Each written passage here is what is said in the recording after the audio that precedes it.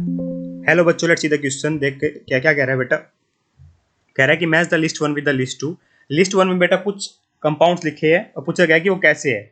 Acid है बेटा सबके सब। ये मोनोबेसिक होता है जो बेटा एक एच पॉजिटिव आयन रिलीज कर सकता है। डाइबेसिक जो दो कर सकते हैं, ट्राइबेसिक जो तीन कर सकते हैं। sp3 हाइब्रिड, ये तो हाइब्रिडेशन की बात होगी बेटा। देखिए जो रिप्लेसेबल हाइड्रोजन होते हैं ना बेटा, जैसे जो हमारे इलेक्ट्रोनाइट एटम के साथ लगे होंगे वो एसिडिक हाइड्रोजन होते हैं, ठीक है। तो वही हाइड्रोजन हमारे रिप्लेसेबल होते हैं। उससे बेटा में हम बेसिसिटी बता पाते हैं। जैसे मेरा S3PO4 है तो इसकी स्ट्रक्चर देखनी पड़ेगी। स्ट्रक्चर कैसी आती है बेटा, इसकी इस तरीके से स्ट्रक्चर बनती है। S3PO4 है ना, तो इसमें बेटा तीन हाइड्रोजन लगे हैं तीन ऑक्सीजन के साथ ना। S3PO4 तीन हाइड्रोजन, और ये देखो ये तीन मेरे रिप्लेसेबल हाइड्रोजन है बेटा। ये तीन क्या मेरे रिप्लेसेबल हाइड्रोजन है।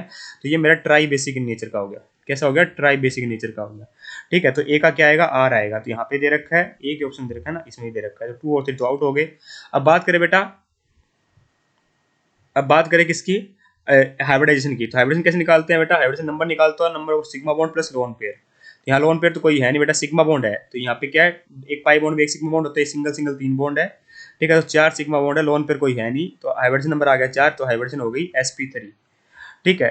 तो ए का क्या आएगा? एस आएगा, और एस आएगा, साथ में क्या आएगा? आर आएगा। आर और एस पहले ऑप्शन में दे रखा है, तो 4 तो वैसे ही आउट हो गया। S3PO3 की बात करें बेटा, फॉस्फरस डबल बॉन्ड हो, ठीक है। ये OH, ये तो कंफर्म ही था। अब कितने बच गए बेटा मेरे? दो ऑक्सीजन, एक ऑक्सीजन बच गया तो एक और OH लगा दो, एक हाइड्रोजन बच गया ना, S3PO3। यहाँ पे अगर आप हाइब्रिडेशन नंबर देखो तो number of sigma bond plus lone pair, तो सिग्मा बॉन्ड कितने हैं? 4 है, लोन पेयर कोई है नहीं, तो हाइब्रिडेशन आ गई sp3। यहाँ भी sp3 हाइब्रिडेशन आ गई, ठीक है। पर रिप्लेसेबल हाइड्रोजन कितने बेटा? 2 है, जो केवल ये 2 है, ये वाला नहीं होगा, ठीक है। जो ये एसिडिक हाइड्रोजन होते हैं बेटा, जो इलेक्ट्रोनेगेटिव एटम के साथ लगे है ना।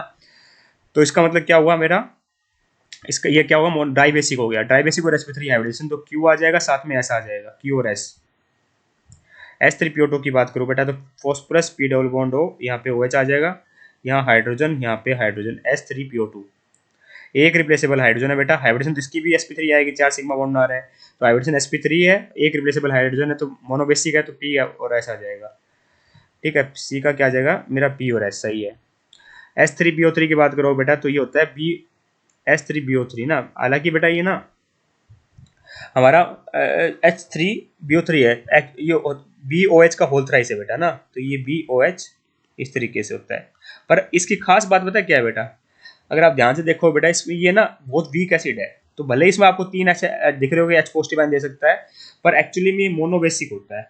ये ऑर्थोबोरिक एसिड है बेटा। क्या होता है? ये मोनोबेसिक होता है, एक्चुअली में ये बहुत वीक एसिड है। तो हमारा एक H पॉजिटिव आयन क्या कर सकता है?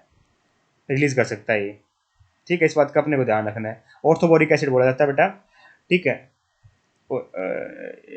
ये वाइट क्रिस्टलाइन सॉलिड होता है, और ये मतलब ये मोनोबेसिक इन नेचर है, क्योंकि बहुत वीक होता है। आपको दिख रहे होंगे शायद 3 एच लगे हुए, पर एक्चुअली में एक ही एच पॉजिटिव आयन रिलीज कर सकता है due to very weak basicity. इसका वो काफी ज्यादा वीक एसिड है बेटा ये, है ना। तो डी का क्या आएगा? केवल पी आएगा बेटा। और हाइब्रिड मोनोबेसिक है, हाइब्रिडेशन देख लो बेटा, sp2 आएगी ना, 3 सिग्मा बॉन्ड का फॉर्मेशन कर रहा है। तो sp3 नहीं आएगी तो sp नहीं आएगा साथ में, तो केवल p आएगा। तो ऑप्शन नंबर 1 परफेक्टली करेक्ट हो जाएगा। I hope you got the answer. Thank you so much.